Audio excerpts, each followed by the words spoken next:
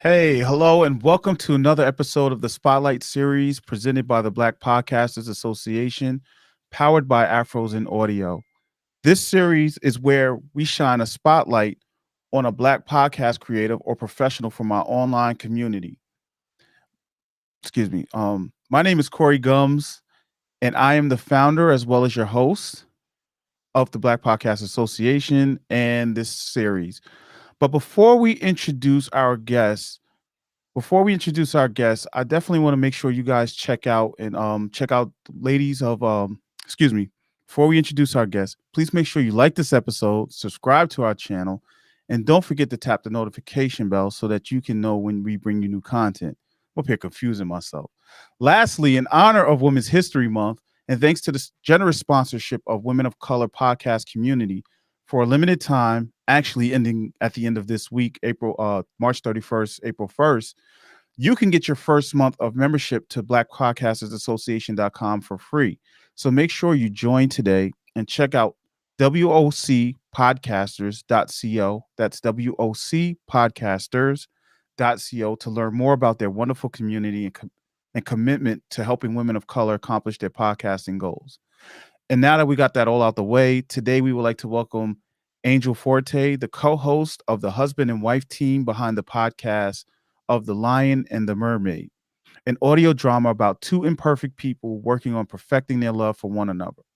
Angel is a lover of all things podcasting, and her love of storytelling brought her from writing novellas to writing and producing audio dramas with her husband Gaza.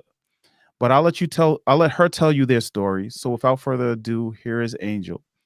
Thank you, Angel, for Hello. being here. I've been looking forward to this. I think Thank you. I could be wrong, and please don't kill me if you're watching this, but I think this is the first time I'm interviewing someone with audio drama. So a black Oh, audio drama. So I'm ooh. forward to learning more about how you guys got started, your journey into podcasting, and what made you decide to go with this particular genre. Absolutely. Well, the fact that you're saying I'm the only one that you interviewed is part of the reason why we're in this space because there's not a lot of Black voices that are in audio dramas. But for those of you guys who are out there, I'm just going to kick it off with there's an opportunity for you to learn about many of the Black audio dramas that are out there, meaning they're telling Black stories or they have Black characters or they're produced and written by people of color, Black people specifically. And that's by going to Black Audio Dramas Exist, which was founded by Experience J and another um goodness, and now I feel terrible that I'm forgetting her name, but you guys will see it if you go onto the page. So going there, you will see that there are a ton for you to find. Some of them are dormant, some of them are still producing, but there's stories out there for us. And if you remember from Edison's report, they said more people would listen to the narrative or the fiction space if they felt like there were more Black stories being told. But we're already here. It's just a visibility issue. So trying to make sure that we're putting out as much content as possible to make people aware that there's an opportunity for you to hear your voice told in the many and multifaceted ways that Black people exist. Okay, thank you. So, So overall, that was, like, the overarching that's not specifically me, but, hey, for those who like it. But, one thing, I love telling stories, and I listened to many, so there's a lot of them out there. My good friend, Eric Dizzy, has a podcast out there. It's erotic, so don't let your kids listen. It's called Black Widow, so that's one. I kinda heard that one, and the story just engrosses you. I love reading and listening to audiobooks was something I was very familiar with, I felt comfortable with, but when listening to audio dramas, it's like an audiobook on steroids. The sound design, the immersive listening, the interaction that you have is much different than just listening to an audiobook because in a narrative podcast, generally there's multiple voices and voices that you can identify for each character that's there versus one person who's reading you the entire book and they're changing their voice or some sort of depiction to help you. And the sound is really immersing you into the scenery, not just like a couple birds chirping because they said bird. Like the whole entire ambiance is built in, and there's multiple layers of sound that's put in to make you feel like you're truly in that space. It's like watching a movie, but instead you can't see anything. So it's the opportunity for you to complete the story. It's a more engaging experience, in my opinion, because when I watch a movie, you've told me what the character looks like, right? In Insecure, I know that Issa looks like Issa and this is her body type and this is her skin tone. But if I'm just listening to the story, it allows me to participate in the fantasy because my mind is telling me the rest. And now I'm super engaged because now I'm completing the story. I'm having the opportunity to envision what their facial expression really was when they were angry or sad or triumphant. And I love that piece of being able to do an audio drama because my audience is also part of it. Okay, that's dope. Wow. So I'm going to assume the production portion of it takes some time, takes a careful planning, takes a lot of effort to do. And unlike the normal podcast, right, that people do, you don't release as much content, I guess, as somebody who has like a weekly or bi-weekly or even a monthly type of series. How do you well, let's start with your journey first before we get into that, because I do want to learn. This is time for me to Sure. learn as well. Um, how did you and your husband get into podcasting? What was the inspiration or the motivation for you guys to get involved and to decide to do this type of format? Absolutely. So I started podcasting when I wrote a book in the end of 2019. So I wrote my book and I told my husband, I was like, hey, I think I have a great way to help promote this book. And it's going to be doing this podcast. And I feel like since the book is a bit on the erotic side and it's talking about a woman who has like this haphazard sexual life, like, she's like a 28-year-old virgin, and she doesn't know if she wants to become because she thinks she's ultimately gonna turn into, like, this nympho. Okay, that's, like, the storyline in a nutshell. And I was Okay. like, "I should have a podcast where it's talking about men and their faux pas with women, like, asking them the questions and the myths that women talk about in inner circles, or your mom always tells you to watch out because men are like this or like that. Let's go ahead and survey men and ask them these questions." So Dirty Talk, I only had male guests on there, and we asked them these questions, and I really enjoyed the experience. Everything was going great, and then one day, like I said, Black Widow came across my, timeline. I was like, "What is this?" And then I found Experience J's podcast, Past Due, and then I started to look for more that were Black, so I found Harlem Queen after that, which is another one, and I was like, "That's it? That's all? There's no more Black stories for me to listen to where I get to hear stories that relate to me or tell me my history?" And I reached out and Experience J to this day, she'll let you know. I'm like, "Hey, when are you coming out with more episodes?" She was like, "Hey, I'm still working. I'm in my creative space." And I'm like, I have to respect that. I was like, "You know what? I want more. So if you want it, do it." So Yeah, I that's do pretty it. much it. So, so I went to my husband. I was like, "Hey, we went through some trials when we first got together, and I think that our story is somewhat compelling, and I think that people will listen to it." His immediate answer was no.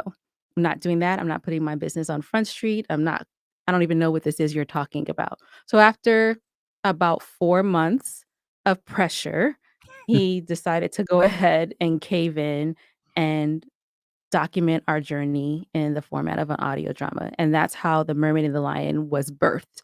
We put together the scripts, we tried to pinpoint the parts of our relationship that we felt would help another couple not make the same mistakes that we made or that we thought was incredibly entertaining even.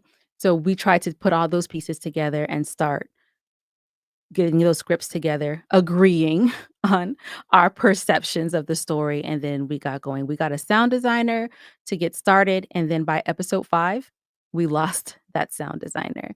They, were no longer able to keep up at the rate and the pace that we were going, and we had to make a decision on if we were going to stop or if we were gonna push forward, and at that moment, Gaza went to this wonderful school called YouTube University and picked up the sound design.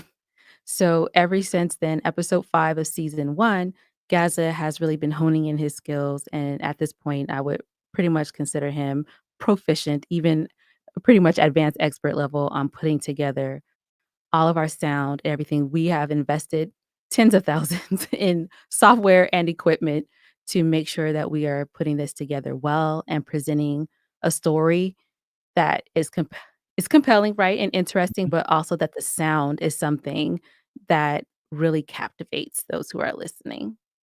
Ah, So that's that's a little bit of the short and dirty part of getting started. That's dope. Well, first thing, shout out to Experience J. She's also a member of the BPA, Yes. so shout out to her.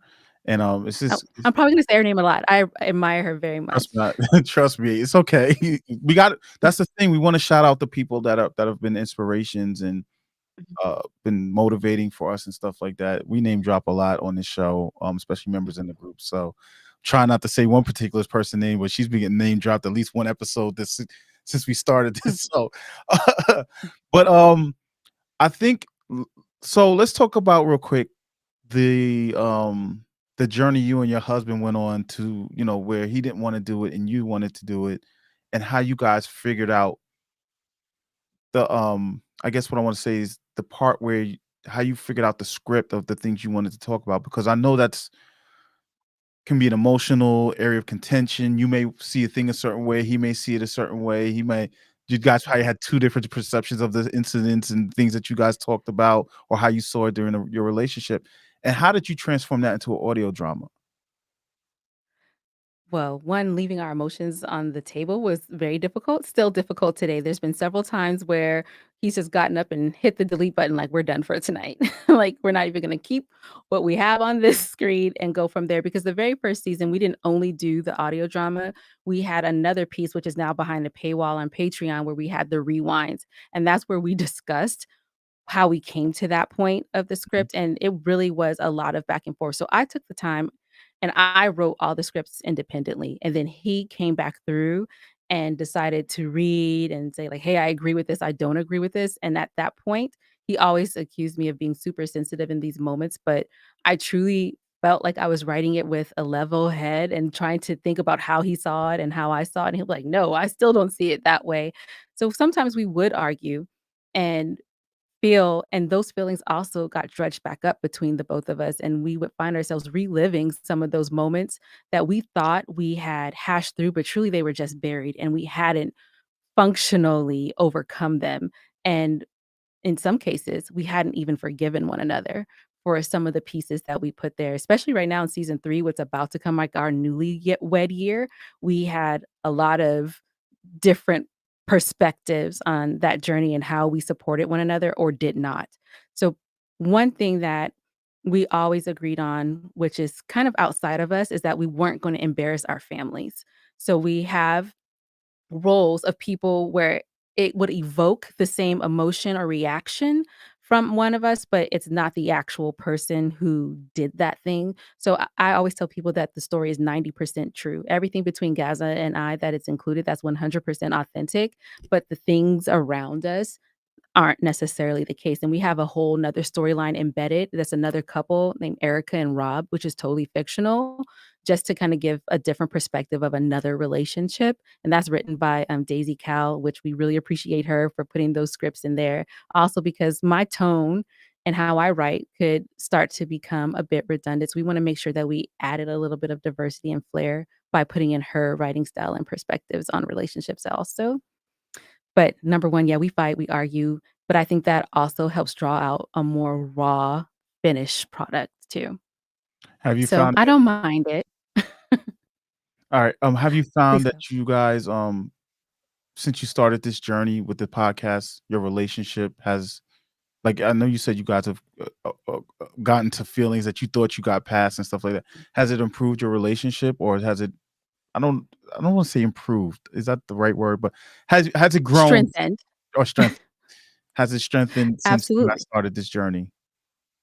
All the words. It's improved, it's grown, it's strengthened, Okay. it has proved its resiliency. It has all of those things because we have had the opportunity now. Also, COVID is in the mix, right? So now he's working remote, I'm working remote, and we're together reliving all of these relationship traumas together in the same space. And we determined that, hey, we made it through all of this. We must really like each other. So, in the end, I think that now we have learned how to communicate much better than we did before. I'm a better listener. He's a better listener. I'm a better communicator. He is also, but we also realized where we thought that we were probably perfect in some areas. Like, well, I feel like this is my strength, and he felt like that was his strength, that we still had weaknesses. Um, that we could continue to develop. Like a relationship has an ebb and a flow. It's not where we reach this plateau and now we're good. It's like, hey, we've reached this plateau. Now it's time to go back uphill. It's like a curve, right? With a peak Right. and a valley. Like we've reached the top of this one and let's try to ride this out. There might be some dips, but let's recognize that dip so that we don't reach a full complete valley. Let's just try to like make this wave as smooth as possible. And it's like, kind of like the ripples in the braids, but Right. not like a big happen V where we're at the brink of, turmoil. So this has helped us recognize what we did wrong and try not to relive that. Like, hey, let's listen to episode 23 so that we don't do that again. Not necessarily, but we could if we wanted to. Okay, that's dope. So, what is the I know you say you write out your scripts. What is the creative process behind it? How like well, let's rewind for a second. Let's talk about what the show is for those people who've never heard of your show that maybe watch this video. I know we have a comment. Shay says she loves this show, so thank you, Shay. Um, Thank you, Shay. how what is the show is about? What is the show about? Like, what is the summary of the show? I guess. I'm sorry. I'm So just the summary of the show is documenting my actual relationship with my husband from before we started dating and we're taking the journey through the current state. So the very first season was the talking phase. Our season 2 was the dating phase where we had actually decided to be exclusive. And now we're in season 3, which is the newlywed phase. And in this season, we are documenting the first 18 months of our relationship. And then season 4 is going to be coming soon. And it's going to be kind of picking up after that. So we try to make sure that we're capturing the full story, like those, hard hitting points, but also sometimes a lot of the dialogue is I don't want anyone to think it's boring, but it's important that they hear that for when certain things come up, they can like, "Oh, I remember they talked about such and such, and now that would make sense why he reacted this way or why she made that particular decision."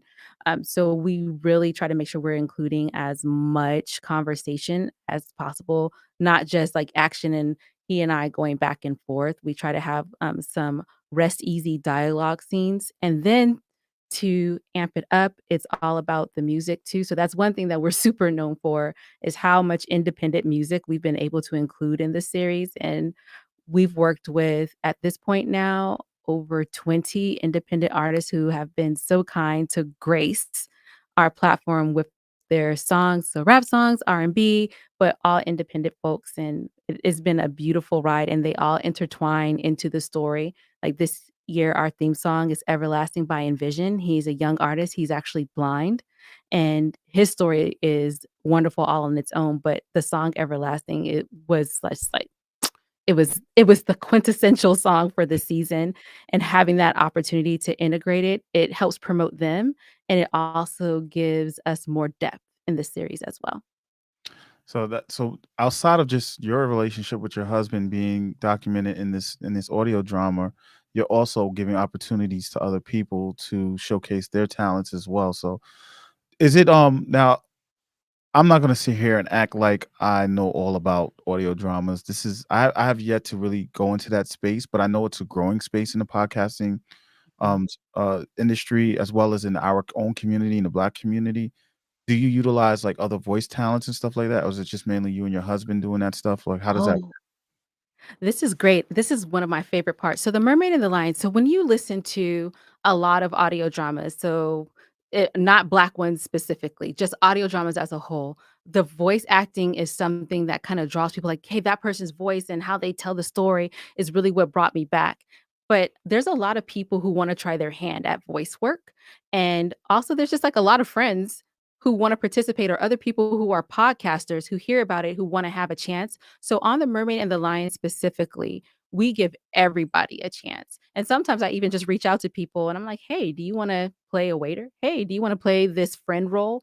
Because we want to have as many voices and give people a chance. And sometimes people are like, "Hey, I feel like so and so sounded like they were reading." Oh, well, I don't care because the whole point for this particular show is to give a chance. I wanted chances and no one gave me a chance, and I didn't want to be denied because I wasn't perfect either. So I see it as an opportunity to let that person see if they like it or not. If they had fun doing it, I'm going to make sure I incorporate anyone who's interested in The Mermaid and the Lion. So that specifically. So if you're interested in doing voice work, you have a mic. That's number one.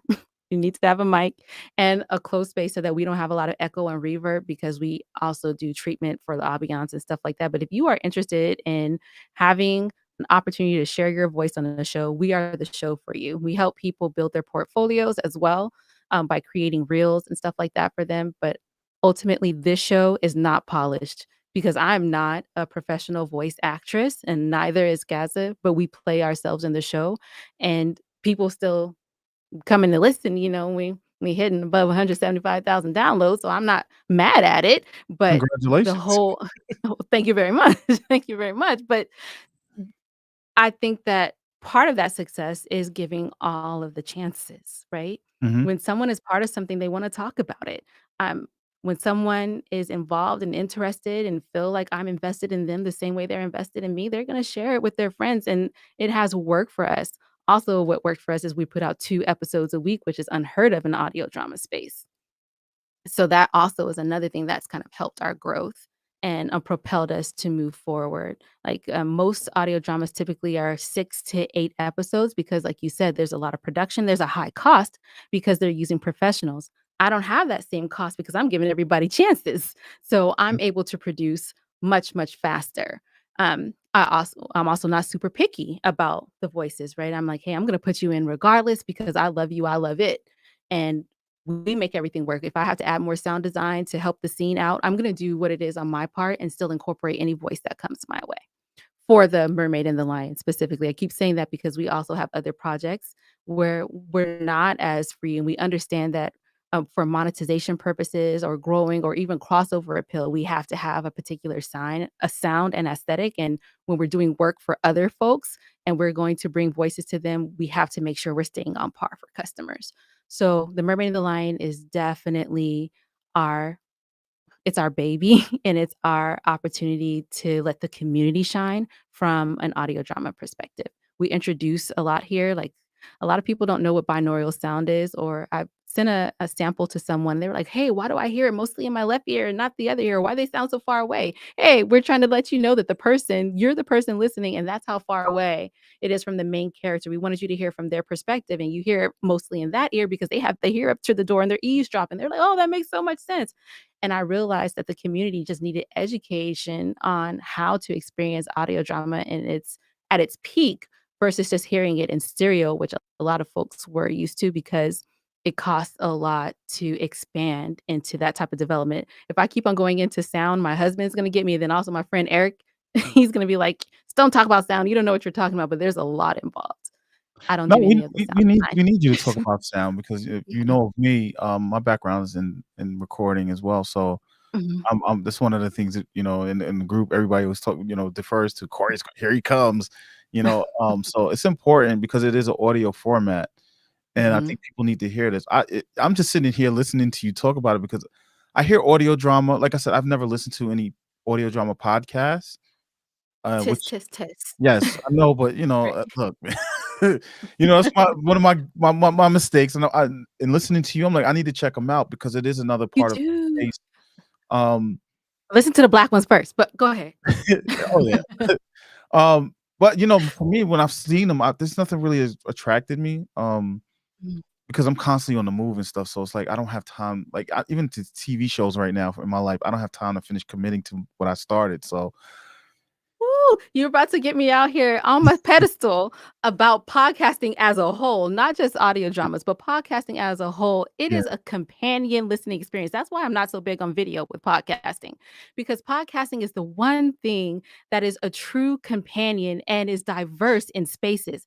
It could be my companion at work. It could be my companion while yes, I'm cleaning. It could right, put me to sleep.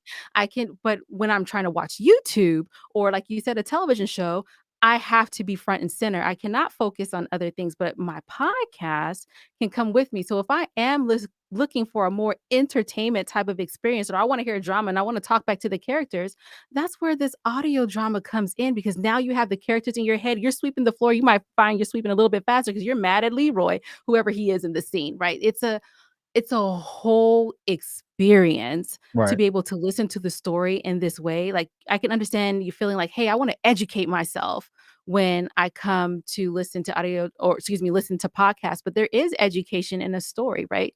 If we think about even our own history, Aesop's fables, or even if we go all the way back on how stories were told, all the way back from like telling lineage, it was generally told with a story that was attributed to that person to help you remember what's going on. This audio drama space is giving us the opportunity to create history and recreate history on things that were lost. Those voices that died, that didn't get the chance to tell their stories. Those four little girls in the church, or Yanni Smith, she's coming up with new podcasts. They're telling the story of Angela Davis. And, even though there's so much out there, like there's videos of that, but what were those intimate moments like? And recreating that to help um, tell the new generation about what they may not see because it's not in the forefront for them. Those are names that are not spoken the same way they were like when I was younger. I think that this space is that I love storytelling, and everyone talks about storytelling and, TED Talks and all of that. This is beyond that. If you think a TED Talk is excellent, imagine what you would find in this narrative podcast for true crime, for even math, and I've found a Hey, way to now kind you're of do this, talking tell my people what language. options, you know what I mean?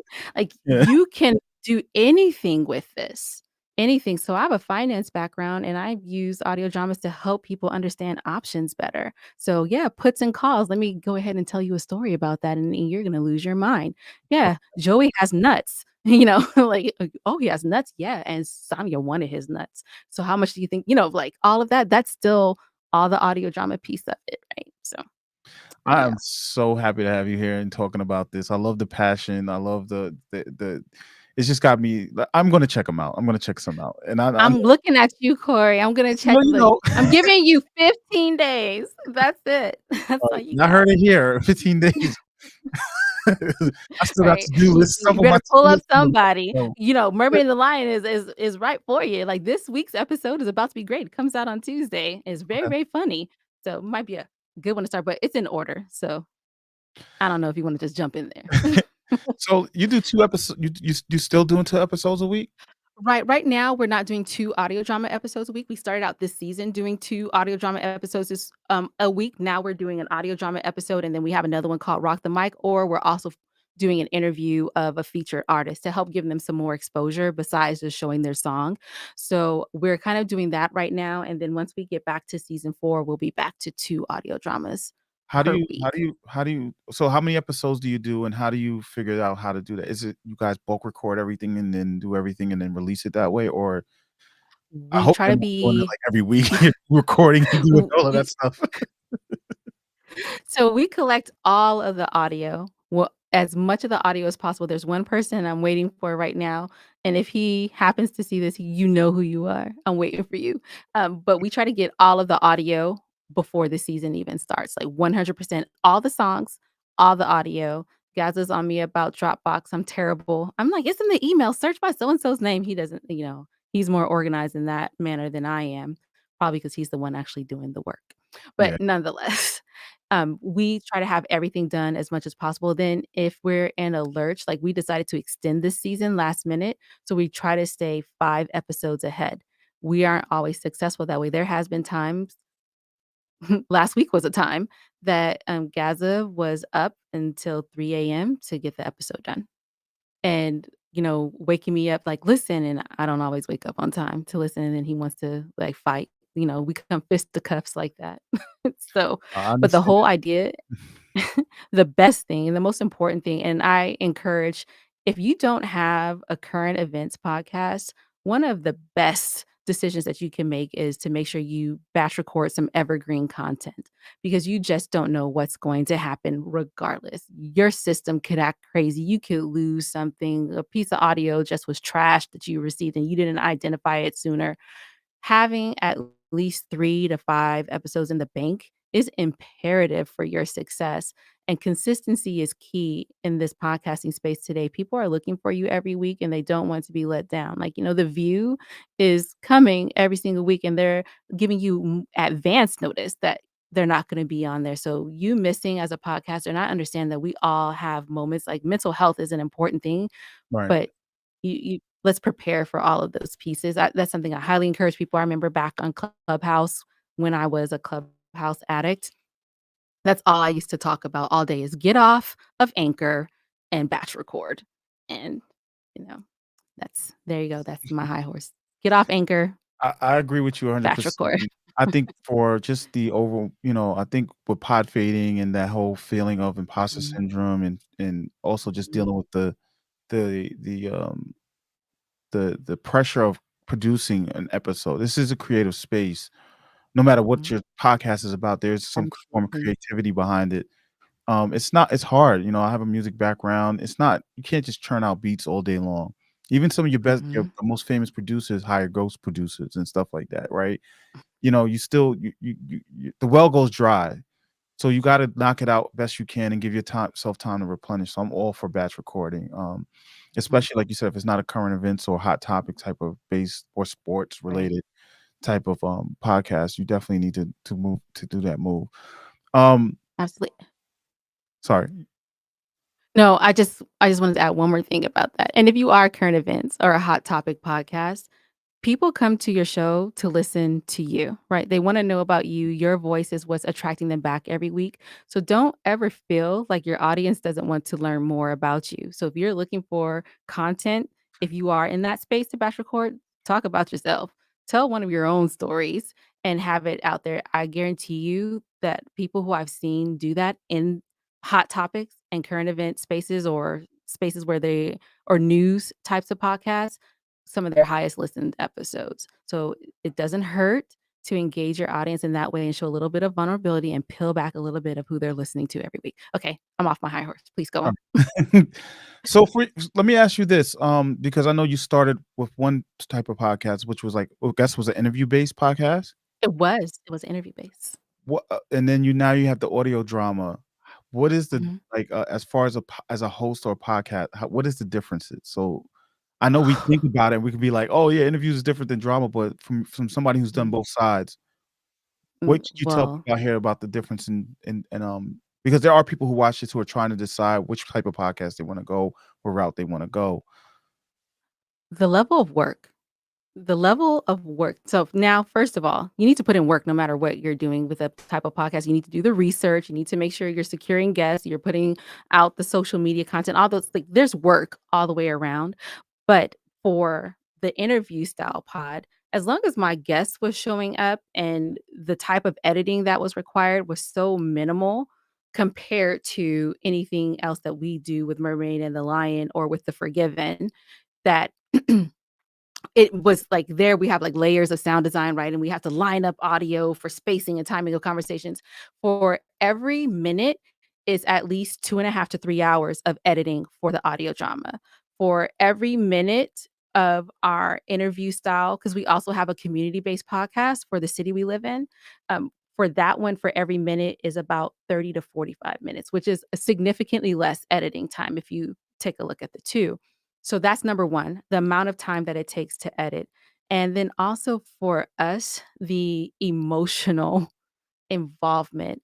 So if you have a podcast where you're talking about your particular journey, like there's a podcast out there that's like for women's health. And if you are a woman and you have had a significant amount of health issues, probably the amount of emotional pull and drain and putting that content together because of what you've experienced and you want to remain authentic and vulnerable and connected, there's a lot of pull there. So for us, it is way more emotionally taxing trying to pull the scripts out of us. For The Forgiven, it was Bible stories, but it still was like, hey, am I honoring this work, right? That is the Bible, is supposed to be the holiest of holies, and I'm changing the story. So that just emotional vulnerability there versus for the community, we still have the same amount of, care because we don't wanna misrepresent where we live. We don't wanna misrepresent anyone that we're talking about on the podcast, but it's still a different level of emotion and deep creativity that's needed between the 2. It's 'cause I don't wanna mitigate anything because 'cause we've done, like, almost every kind of podcast, but for us doing the story writing and the amount of time, the time commitment is significantly greater if you're trying to do audio drama well and not just slapdash it on there.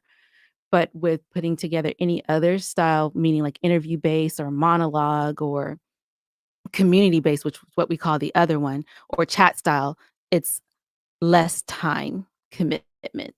I'm just gonna boil it. That was a really long answer to say time commitment. So I'm gonna stick with that.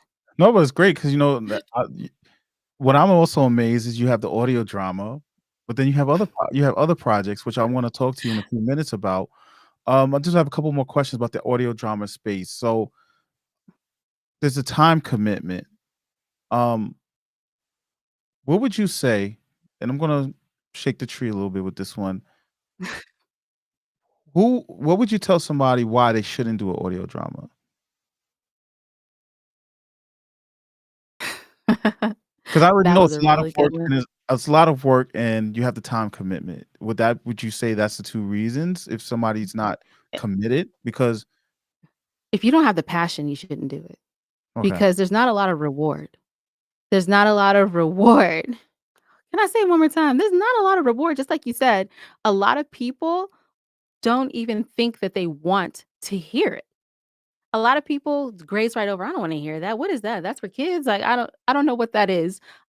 I'm gonna listen to a podcast because I listen to podcasts because I wanna educate myself, like, we think about the dynamic of those who listen to podcasts. They're educated, they make this particular salary. They don't feel that this space is for them, and that's not why they are here. So, the upward trajectory on this style of podcast versus if you do an interview base or a chat style or a business podcast specifically, it's much, much different, right? I'm So feeling I shade not right now digging on you, Corey, by no means, but 'cause that's exactly it's how the I whole move. idea but the whole idea is you have to have the passion behind it. You have to be willing to put up that episode and be like, "That's all who listen to me. Nobody wants to listen to me. Nobody's talking about it. No one's gonna give you feedback. No one's gonna give you feedback until you're gone," which is insane to me, but still in all, nonetheless, I digress. But for me, having the passion because it's a lot of long nights, and then you have to come across things like writer's block, or you need to invest in a writer, or if you do find a writer who says they wanna partner with you, what is their level of commitment? Are they going to meet the deadlines that you guys agreed upon? The people who are sending in their voice work, is it really going to be good quality? Or if you're trying to work on Fiverr with folks who do voice work, are they really going to understand the culture? Are they going to just sound like news broadcasters when they're trying to do that for you? Like there's so many moving pieces that you have to deal with versus just me and you on the mic right now. And then after you get done with this, you could clean it all up and we're pretty much done. But after if this was an audio drama and I got your voice, I really still have to embed it. I'm gonna have to strip the background out. I'm going to have to reline and design and decide what part of this clip really fits the rest of the story to make sure that there's consistency and flow. There's just so many pieces.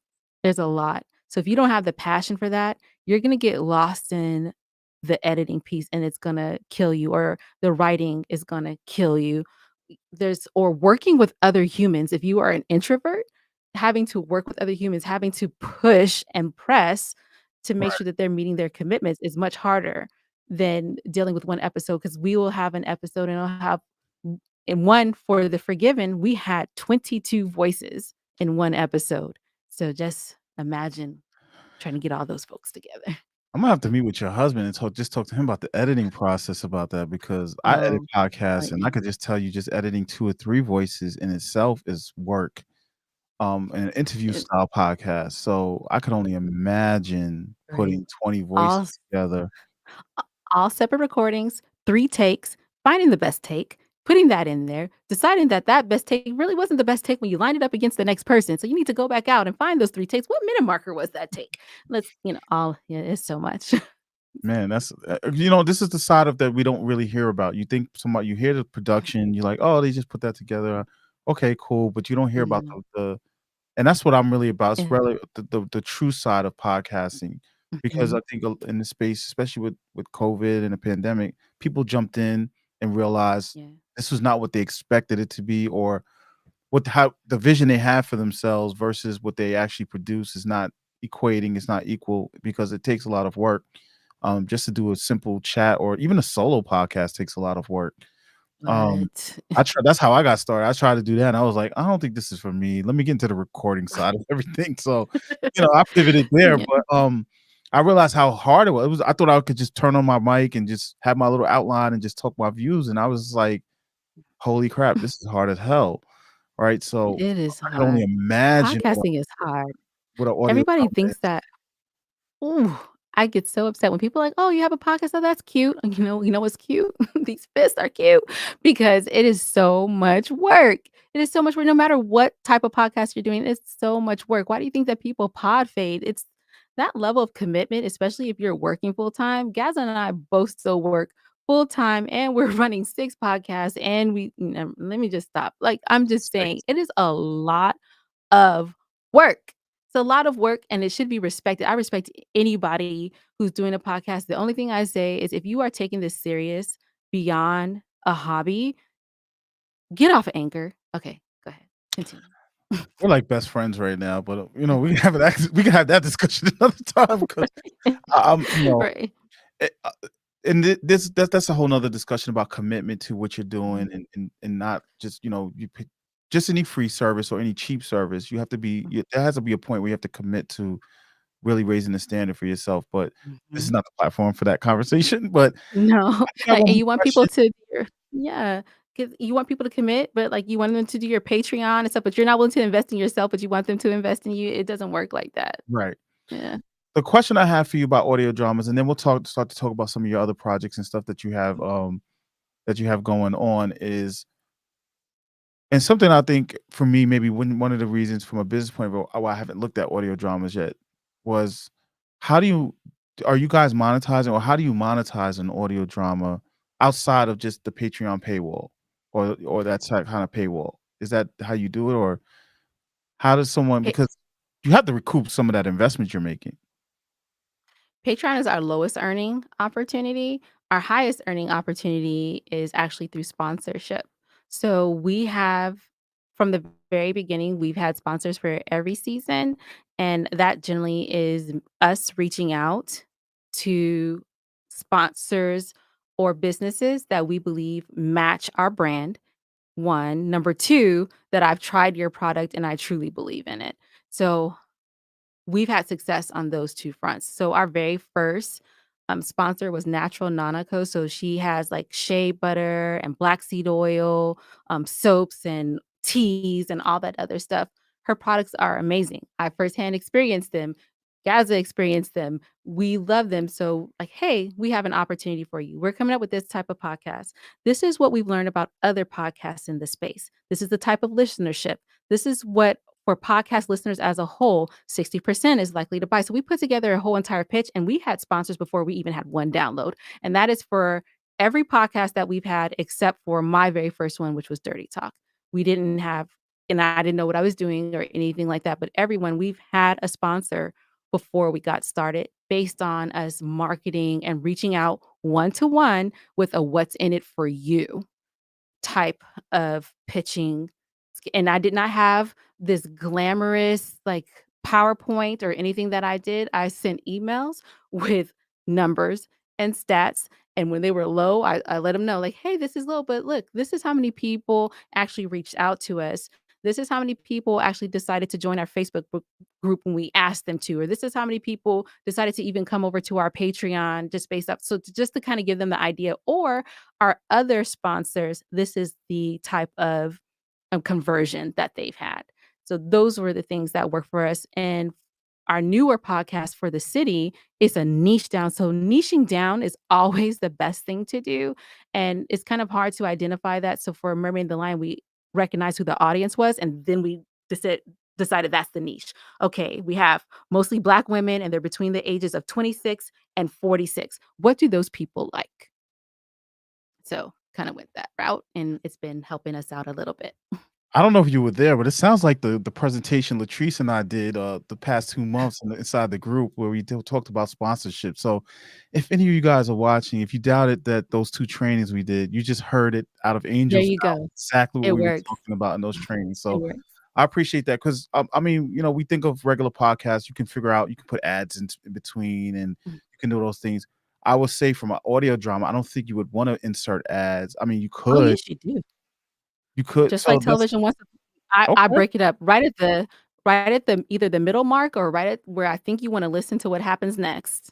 If I Okay. think you wanna listen to what happens next, that's the best place for the commercial because 'cause you're gonna listen to the commercial to go in, and you don't wanna fast forward because how long is said commercial? So we try to also change them. For our current sponsor, V-Slay, which is a feminine hygiene product by a Black woman, go Black women, right? So for hers and it's all organic anyway, little plug. With that, we made a commercial and we've been using the same one every single time, but the next episodes that come after this one is gonna be a new commercial. So now you're like, "Oh, I don't know. Is this one 30 seconds? Is it a minute 15?" I'm not gonna fast forward. So 9 times out of 10, you're gonna listen all the way through. And then we put it all in the show notes Oh, so and you mix it social up. media, stuff like that. Mhm. You mix it up. You keep people wondering. Yeah. You're Okay. not gonna ever know to fast forward on our show because it's not gonna always be in the same place. We might So have we to don't always do it, like, after a particular segment. we might have to delete this part so people don't get on hip to your to your secret formula. Look, I believe in the quality of my work. They're gonna listen no matter what. Plus, we keep our episodes short. There's a lot of like, how long to keep a podcast? And we like having a strong listen through rate. That's also something else that's been very helpful for us. So when we're like, hey, we have an 85% listen through rate, that really means a lot for our sponsors and helps continue long-term engagement because a lot of times it's not necessarily about the conversion for me, it's about the awareness and people consistently hearing your name over time. Okay, that's dope. So let's talk about some of your projects that you're working on. I know you guys Yes. it was The Forgiven, right? I know that's a new one that you said you Yes. launching. So you want to talk about that one? So oh, no, The Forgiven is launched. We haven't put out a new episode, so the whole season 1 for The Forgiven, Bible scandals retold in a modern day setting, focusing on forgiveness in a cancel culture. That was our little slogan for that one. So we did 7 episodes. We did 49 episodes total, and we did 1 episode a day for 7 days a week for, 7 weeks. So 49 episodes we did. One was an audio drama, one was an actual narration of reading the Bible scripture behind that. Then we had an affirmation. Then we had featured gospel artists that I reached out to the same way we do on the other podcast for them to share their music on the platform. We had sermonettes. So we had a minister come in and preach and do that. The minister actually was also our narrator. So we kind of won with that, doing them both. And that was a passion project. We had some really, great names. So we had Dave Tolliver from Men at Large on that show. We had Bomani X. He's like an up and coming like artist. We had Rick Party, who's a big DJ in Chicago. Um, we had Vanetta Schofield, which is a big comedian out here in Atlanta. So we had like some really cool people do voice work for us on that show. Gigi Green, who also has a audio drama coming out called Stone. So there's just like we really, really love that show because we were able to again incorporate a lot of voices to tell the story and also just retelling the Bible like, hey, look, these people were like murdering and killing in some kind of way. God forgive them. But right now we want to cancel our sister because she didn't like, put the chicken back. Let's reconsider how we're treating one another potentially, especially, during the time we started recording like right after the unrest that was occurring after George Floyd and all of, Breonna Taylor and all that other stuff. So it was like our opportunity to try to come from a different perspective, like not saying to forgive anyone's oppressor or anyone who has harmed us, but like let's try to forgive each other first and think about like in our own families and our own communities what we're holding each other accountable for or what standards we're holding each other to that we aren't even holding ourselves to but we want to cancel somebody else out and we behave that same way sometimes too. So all that stuff, so that's when it's a real big passion project for me, and we didn't realize how well it was going to do and how many people were interested, so we have to come back with the season 2 on that one. I was just about um to ask you about that. Okay. yeah, so we're gonna do a season 2, and I'm gonna try to do all women of the Bible for season 2, so we're very excited about that one. Okay. The other, podcast we do is called Stonecrest Weekly, which is our community podcast. One thing I always wanna shout out is that we live in the Blackest city in the country by way of percentage, and it should be listed on Wikipedia and also, based off of the census and all that stuff. It should be coming up by percentage. So it's not by quantity because the city is only 60,000 people, but it's 95.7% African American, and it is the second wealthiest Black community in the country as well. So we're also like, hey, whoop de whoop, look at us. But it's a full spectrum though, because there's also 16.9% poverty level in the city, which is unacceptable. So I have to also give the good with the bad. But the city is new. It's only 4 years old. It's the newest city in Georgia. And we like to talk about what's happening here. The community leaders is a fully Black government. So the mayor was Black. There's corruption there. You guys can look him up. His name is Jason Larry. Is wild. All right. And then also the Black city council and all that other stuff. Sounds like But, another audio drama. well, you know, and we're also bringing an audio drama to the community as well. So that's another piece that we're excited about. So we're so, so, so proud of that one. And that actually is our highest earning podcast. Okay. And it's our lowest listened to podcast. So don't ever feel like your listenership should define your amount of earnings or income either. So that's just something else to I keep love in that mind. part. You dropped some gems tonight. Um, the real question I really have for you is how do you guys manage full-time work in all of these different projects? Oh, Because we're I'm trying to tired. manage the stuff that I'm doing, and I'm like, I don't know how long I could sustain this lack of sleep. It's a juggle. It's a juggle. We're tired. We only have one child, so that kind of makes it, well, we have two, but one is grown. So we only have one that's like she's 8. And we also, I hope that I don't get in trouble, but we also kind of pimp her out, so we have a children's podcast that we are in the process of recording called I Oh, Can Do That, and we're using her voice. So now she's involved, and that helps with the family time because we're doing family stuff working. And so that makes it easier. But really we have to be very dedicated and organized. I do a lot of multitasking and we also have divided responsibilities. So Gaza does all of the technical stuff because he's a software architect by design, well, okay. by career, whatever. So for him catching up on all the tech stuff, he's going to get that faster. I'm the more artsy one, more creative, and I'm probably because he swears I'm not an introvert, but truly, I don't want to deal with people beyond what I have to. But once I'm dealing with you, I'm going to give you 100% of myself. So it works out better for me to be in the communications piece, reaching out to folks, and we share the social media. So he runs one page all by himself. I run another page all by himself, and we both interact on the Mermaid and the Lion. I like that. So you guys have clearly defined roles and responsibilities Yes. and have figured out what your strengths and weaknesses are, and you play to your Mhm. strengths and support your weaknesses We as a do our team. best. We So, still yeah. argue. Well, I mean, So, arguing is that's just the nature of things, right? It happens on teams, yeah. it happens in relationships. So, but I like that because I Right. think that's also important for people, especially when you have a team and you're running a podcast. You'd be surprised how many people I've come across, they don't have clearly defined roles. They don't know who's Mhm. responsible for what. And when the success starts to come, that's when everything starts to fall Absolutely. apart because now people all of a sudden wanna, Absolutely. now Right. it's a title. Right, and you should attach a dollar value to the contributions as well. So the editing should have a dollar value. The outline writing should have a dollar value.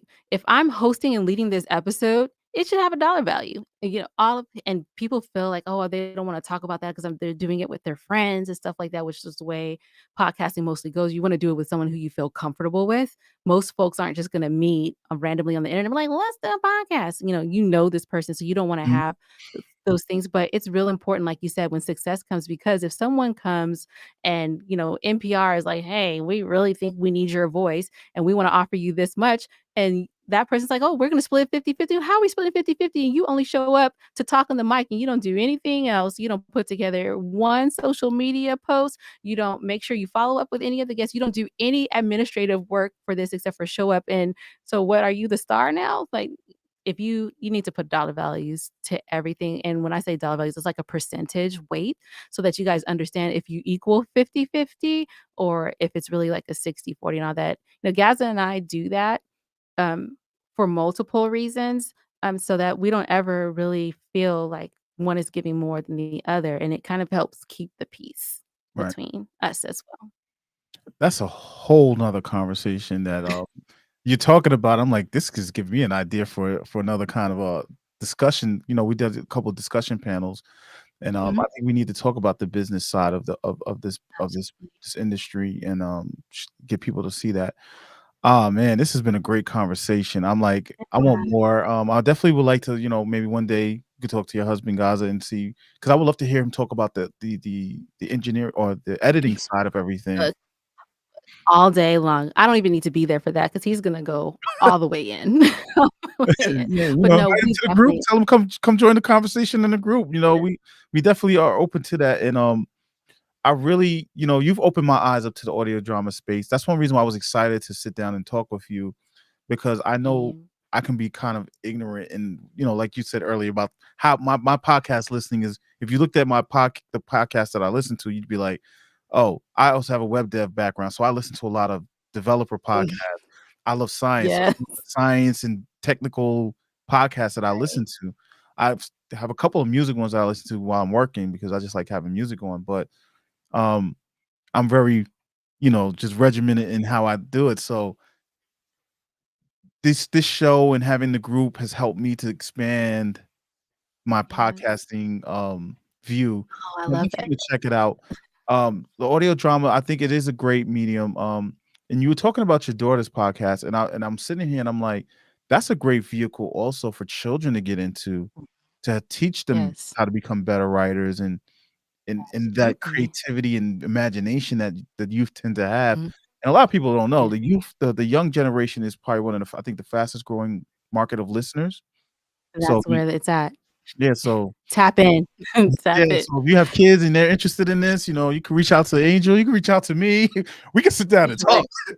But I So think if you yeah, absolutely, and if you think that, you have a because it's a career podcast, so it's, centered around, people of color and non-traditional work because everyone doesn't have to have a degree to make $100,000 a year, but we don't talk about that. So I'm really trying to add exposure around these other pieces from the creator space and others as well. So we do have some that require a degree, but if you have a career that you think that you wanna share with children, yeah, definitely hit us up. 'Cause we would love to feature you that's dope. and, That's talk dope. about it with the kids. I just love the creative ideas you guys have in with your because it's also your company, right? It is our company, Mermaid-Lion Entertainment is our Yeah, so I like company. that, I like the creativeness because I think that's one of the things that's always drawn me to podcasting is that it's a medium, I mean, unlike TV and movies where you need a large budget to really get that going, Mhm. and it's just more costly, just the equipment, just everything else, the Yes. production value. You can do this with a microphone preferably, but you could do this with your phone, you could do this with your Absolutely. laptop, you can do this the barrier of entry is always lower and compared So to other low. mediums.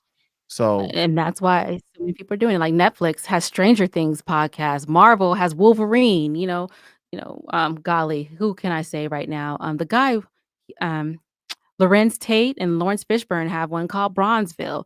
Zane, the author, has one called Purple Panties. Issa Rae had Fruit. Like, it's a low barrier to entry and it's an opportunity to still be creative. And during COVID, it was a great way because no one could go and record, right? Now yeah, we all have audio drama podcasts. that's how my business model got blown up because I have a mobile recording studio where I go to people's homes and businesses and offices, Oh. and then COVID came, and I was like, "Well, gotta make a pivot." And COVID. that's actually the birth of the Black Podcasters Association, so, that's how I got more into the, uh, the consulting and development portion because I just want I always wanna just have my own studio, that's always been my dream, so that's all I was thinking about, Oh, but COVID came and smacked me in the face and said, "Nope, we got bigger plans for you," so disrespect. yeah, and I'm in So, New York City, so where I live at, it hit us really hard. So it's like, oh, do I, yeah. especially in the beginning, I was like, do I put myself at risk because I don't know what's going on, or do I just figure out how to pivot? And that's what happened. So, but I've learned a lot in this space, and I think audio dramas, especially for our community, as Black people, we love telling stories, and we tell stories in such an elaborate. I've had friends tell stories that of being abused and stuff, and we're all just sitting on the door on the step, just laughing hysterically. And I remember one of my friends was like, we something's wrong with us because he was like, why? He was like, Because did you just hear the story we're he just laughing at told that us? piece. And we're laughing, Right, about we're getting laughing at it, right. tears coming out of our My eyes mama kicked me in the head and my eye fell out and she just put it back in. Can you believe that? And we're like, "Ah, ha, ha." We're like, "Whoa." because it's how the story was told. So it's like, I think it's a great Right. medium, and I'm really gonna do some more investigating, i.e., listening to more Yes. audio dramas. Right. I also notice it's a lot of, and you can correct me if I'm wrong. I've noticed there's a lot of more Black women in that space as well. Is that S true? I would like to say that probably the ones who are most vocal are Black women, Okay. right? So for instance, I have met there's a like, Vince Comegys, he has one called Out of the Ashes, and then like I already mentioned multiple times, goodness gracious, Eric Dizzy has Black Widow, and then there's also this other one called Hood Tales, and I can't remember the gentleman's name. And even at the Afro and Audios, at their festival, there was another, guy there who he recently just followed me on, LinkedIn. He does audio dramas. So I'm thinking it's kind of like 50-50. But what it is also COVID, 39, is another one. Also, goodness gracious, Odyssey. And also few. There's a few that are by Black men, but probably the more vocal people in the community right now are the women. So that's why it seems like, oh, it's a women-driven thing. So I will say this, women are driving the visibility is definitely women. So the women in the forefront who are talking about it all the time. So excuse me, Faith is talking about it all the time, Experience is talking about it all the time, Yanni's talking about it all the time. You don't see a lot of the guys, like, hence, I'm here, where's Gaza? So the men in the space, I guess because they're probably more technical, they're not talking about it in the same way, but really, we do need to hear their voices more so that people can understand that it's not just a women's space. Men are out here telling stories, great stories that need to be heard also. I'm glad to hear that because I do see a lot of the women in the space talking about audio dramas, and a lot of women in the group talk about they want to do audio dramas. I don't really hear guys talking about that, so I think that's good to know. And I think it's an opportunity for men to step up and say, "Hey, we have audio dramas as well," and Right. or for that. I love this. I'm really thank you for this. It's been an eye opening Thank experience. you. So real quick before we go, I want to talk about how people can find out and learn more about you. But you do have some fans here. The whole damn show commented, big fan of Angel and Gaza. Hi, we Earlier appreciate this month. you. So I just wanted to give them their props and shout them out too. But so how can people reach out to you? How can they learn more about what you guys are doing? I noticed I didn't put the website on my thing. Terrible. So let's Mm, start with the website. no. So the website is www.themermaidandthelion.com. Coming soon is www. The Mermaid Lion ENT. Well, not the mermaid, but Mermaid Lion ENT, where you will be able to find our conglomerate of shows. But for right now, just go ahead and go to the mermaidandthelion.com. Thank you for getting that up there. That's fantastic. And also, right now, one of the best places to keep up with us on real time, and you get a little bit more of a who we are kind of experience is at the Mermaid and the Lion underscore. So that is our Instagram. We're more Instagram people than we are Facebook folks, even though we do have a private Facebook page that you can join. So it's the Mermaid and the Lion on Facebook. We also have our Patreon. So you could go to the Mermaid and the Lion and join our Patreon or buy some swag, whatever you feel like doing. And goodness, but for right now, I think the best places to connect with us right now, let's just go ahead and come to Instagram because we're about to like amp up on the reels and also just put a whole bunch of updates on the page. So I have a lot of stuff that's coming because we're about to hit our 2-year anniversary and we're trying to hit 200K for 2 years. So yeah, we're gonna try to Congrats. make that push. And I know you're I don't know if you use Twitter, but I know you guys on Twitter as well. So Oh, yeah, yeah, thank you. And I go on Twitter, like Audio Drama Sundays, and that's where I try to promote other pods. I have my favorites. I can't deny, like I'm addicted to particular audio dramas, and I really want to make sure that I'm sharing the audio dramas for people of color because our voices are muted in everything that we try to do. Like there's other audio dramas out there that are just as good quality as what our community is producing, but we're not getting put on that front stage.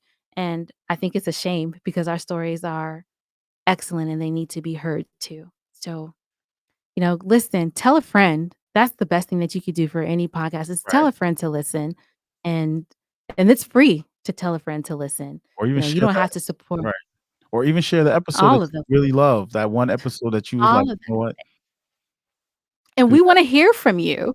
The best thing ever is to wake up to a DM where someone was like, "I love the episode," or "This episode made me think," or "It touched me," or anything like that, or "It changed my life."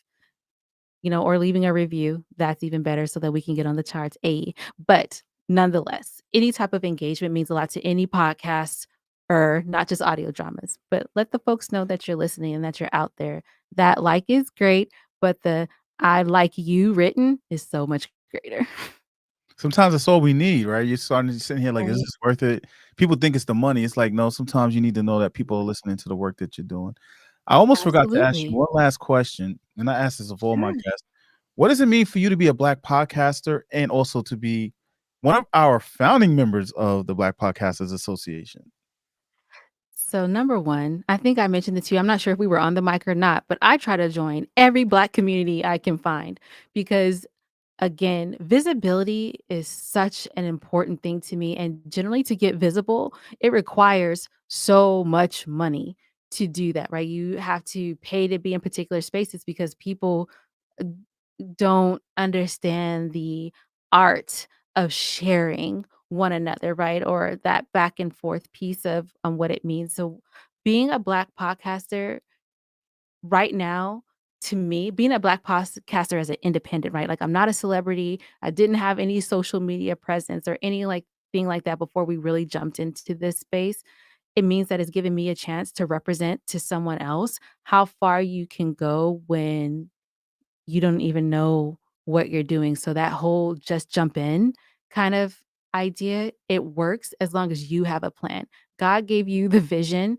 Go ahead and execute on that, regardless of what they're saying to the left and the right, or regardless for me, right? Even if your husband is saying no, if you have that vision, go ahead and see it through. Do what it takes to make it.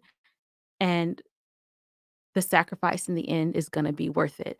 Podcasting is one of the, slowest growing, I should say, for on an individual basis, it feels like the growth is incredibly slow.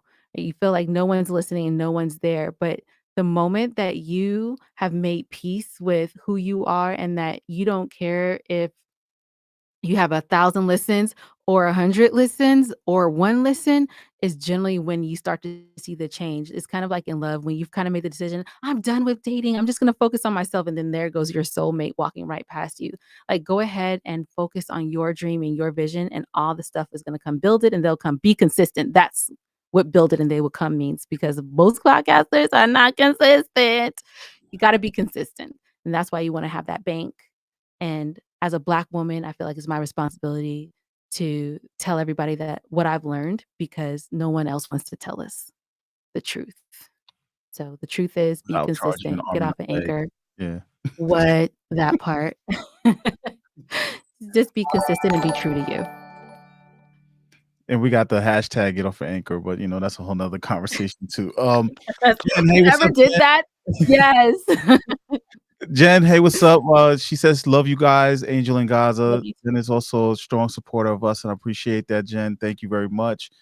Angel, it's been a pleasure meeting you and too. talking to you. I know we've interacted in the You. group, but to actually put a face to the name and actually have a one-on-one conversation is always a pleasure. You know, um, Amazing. I really appreciate your time and you coming on here and really talking to us about your podcast and your journey in there. So thank you again for this. So I guess we're gonna wrap up. Is there anything you want to say, any advice or any last things you want to say before we wrap up? Yeah, be consistent and celebrate every single win. Celebrate every Celebrate, win. yes. It Yes. Every single win. I didn't do that, and I regret every moment. So don't have any regrets. Celebrate every win because every win is worth celebrating. So if you got 25 downloads, hey, 25 downloads, celebrate it all because it's just administering to yourself that you are, not you're going to. You already are. Speak it as though it already is. All right, that's it. Thank you. I mean, that's a good thing. I always look at it. If you have 25, that means you can get five more, and then you can get five more, and you just Absolutely. keep it going. So It's the that's great That's 25 advice. people who might buy from your sponsor. Right. For real. So thank you again, Angel, for being here. Thank you for being a participant on the spotlight. Really enjoyed the conversation. Also, thank you to everyone else for checking out the spotlight. Make sure you tune into our next show. We do this show every Sunday at 7 p.m. Eastern, right here on YouTube. and other social media platforms, Facebook, Twitter. I don't think we're on LinkedIn yet. LinkedIn's a little more complicated, but I and would mostly LinkedIn, blah, but I can see why you would wanna be there since you only listen to business podcasts, but, you know. but make sure you like, tap this notification bell, and subscribe to stay notified to our channel about of upcoming events and more spotlight episodes. And if you haven't become a member of the Black Podcasters Association, stop playing and go there now. We're running a free Yeah. month of membership promotion right now that ends on I guess March 31st slash April 1st.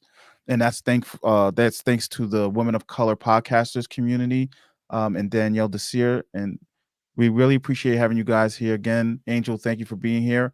My name Thank is Corey you. Gums. I've been your host, and have a good night. Good night, everybody.